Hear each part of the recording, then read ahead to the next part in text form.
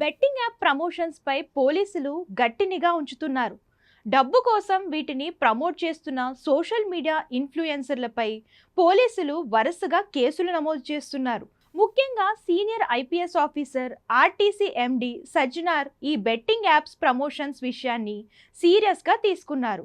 వీటిని ప్రమోట్ చేస్తున్న యూట్యూబర్లను social media వేదికగా ఎండగడుతున్నారు.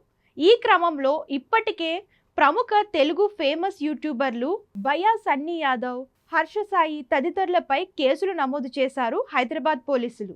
కాగా సోషల్ మీడియా ఇన్ఫ్లుయెన్సర్లపై వరుసగా కేసులు నమోదవుతుండడంతో మరికొందరు సెలబ్రిటీలు ముందుగా జాగ్రత్త పడుతున్నారు.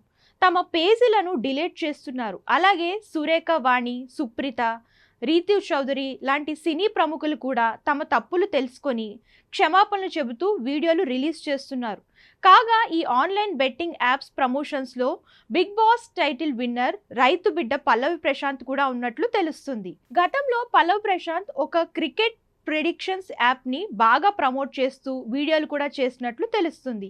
ఇందుకోసం బెట్టింగ్ యాప్ నిర్వాహకుల నుంచి పెద్ద మొత్తంలోనే డబ్బులు అందుకున్నట్లు సమాచారం. ఇటీవల ప్రముఖ టూరిస్ట్ బ్లాగర్ అన్వేష్ ఈ విషయాన్ని బయటపెడుతూ పల్లవి ప్రశాంత్ చేసిన బెట్టింగ్ యాప్ వీడియోస్ని తన ఇన్స్టాగ్రామ్ స్టోరీస్లో షేర్ చేశాడు. దీంతో రైతు బిడ్డపై కూడా త్వరలోనే పోలీసులు కేసు నమోదు కానున్నట్లు తెలుస్తుంది. కాగా రైతు బిడ్డ ట్యాగ్తో బిగ్ బాస్ తెలుగు సీజన్ 7లోకి అడుగుపెట్టాడు పల్లవి ప్రశాంత్.